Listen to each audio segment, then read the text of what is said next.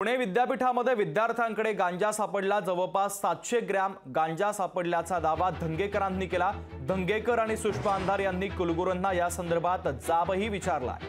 2 दिवसांमध्ये कारवाई न केल्यास आंदोलनाचा इशारा देखील आता रवींद्र धंगेकर आणि सुषमा अंधारे यांनी दिलाय।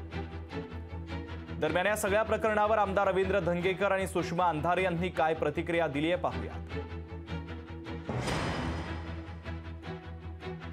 भ्रष्टाचाराची मागणी केली। जो गांजा सापडला त्याच्यावर तर आमचे कार्यकर्ते रोज बोलत आहेत। आज आम्हाला त्यांनी हाताला धरून इथं आणलं की आता तुम्हाला यावं लागेल, त्याशिवाय या प्रकरणाला वाचा फुटणार नाही। ह्याच्यामध्ये पोलीस खाते बी समोर होतं। आम्ही त्यांना विनंती केली, जर गांजा सापडला असेल तर तुम्ही कारवाई केली पाहिजे, जर भ्रष्टाचार झाला असेल तर कारवाई केली पाहिजे।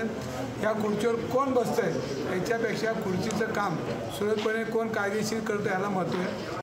विद्यापीठामध्ये गांजा सापडतो आणि कुणाला कळतच नाही, तर याची जबाबदारी कुणाची? कारण आज 13 दिवस झाले अजूनही त्याच्यात गुन्हा दाखल झालेला नाही।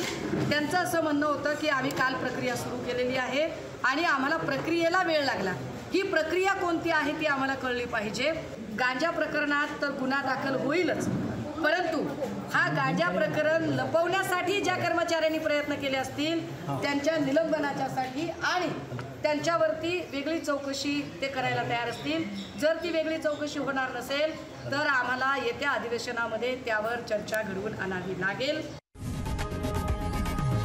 लोकशाही मराठी ऐका, पहा, जागरूक रहा।